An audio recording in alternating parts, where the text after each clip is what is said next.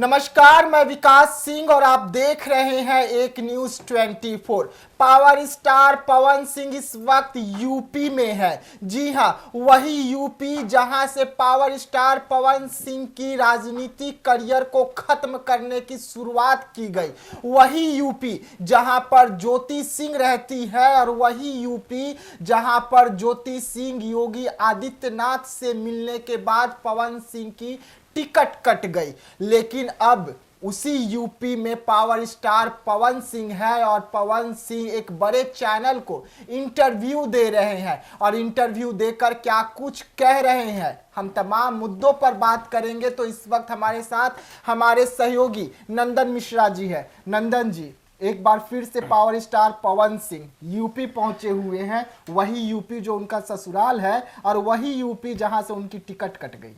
Ticket तो कह सकते हैं कि यूपी से नहीं कटी, टिकट उनकी पूरी भाजपा ने काट दी। बिल्कुल कि शुरुआत से देखिए कि बात क्या उठी थी कि भाजपा के स्टार प्रचारक थे पवन सिंह, और जब मिलन समारोह था भाजपा में तब भाजपा ने दावा भी किया था कि हम पवन सिंह को टिकट देंगे, आपको याद होगा। और पवन सिंह ने भी उसमें हामी जताई थी कि ये भाजपा मेरा परिवार है, अगर भाजपा मुझे टिकट देना चाहती है, इस काबिल समझती है तो हम जरूर भाजपा के साथ ही चलेंगे। सब सही था।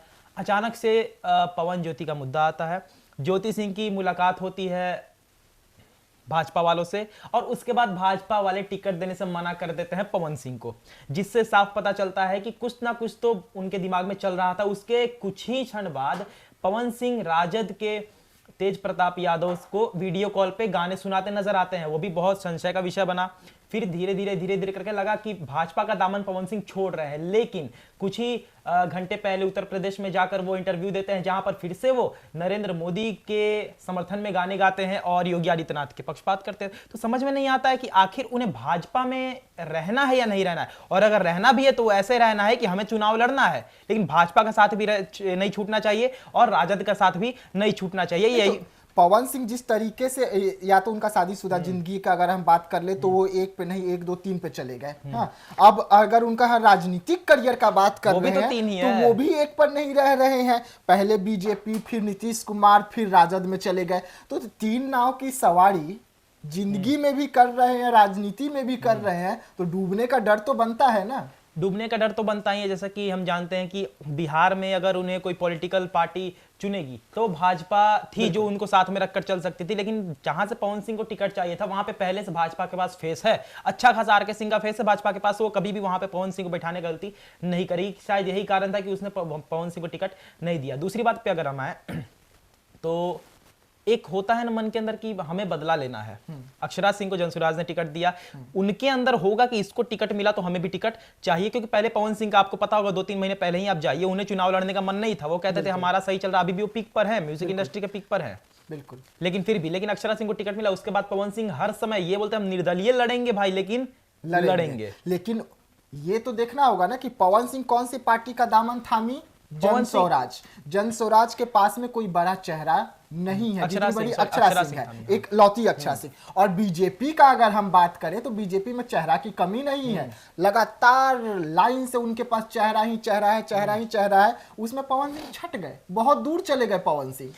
जहां तक पार्टीज की बात है तो बिहार में मैंने कहा था कि 3 चीजें होती है पॉलिटिक्स में, राष्ट्र, राज्य और सत्ता। राष्ट्र में आपका भाजपा है ही, और उसके बाद बात करें राज्य की तो राज्य में आपके राजद हैं ही, और सत्ते में जेडीयू हैं ही। और वो दूसरी बात करें अदर पार्टीज की तो कांग्रेस कभी भी पवन सिंह को लेगी नहीं, उसने पहले ही बोल रखा है। जनसुराज की बात करें तो जनसुराज अभी उस लेवल पर नहीं है ना कि जहां से वो किसी बड़े चेहरे को ले सके, इसलिए उन्होंने नहीं। और जन स्वराज के पास क्या पवन सिंह जाना पसंद करेंगे? कभी नहीं, तो अक्षरा सिंह है। वही बात है, तो वहां से टिकट इनका कट गया। बचा ये 3, राष्ट्र, राज्य और सत्ता। तो वहां पे बीजेपी पहले से पवन सिंह को रखी हुई थी, लेकिन स्टार प्रचारक के रूप में रखी हुई थी। वो कभी भी पवन सिंह को टिकट देने के मूड में नहीं थी। दूसरी बात पे अगर आया तो जेडीयू के, अब देखिए नीतीश कुमार के साथ भी उनकी फोटो वायरल हुई थी शुभकामनाएं देते हुए।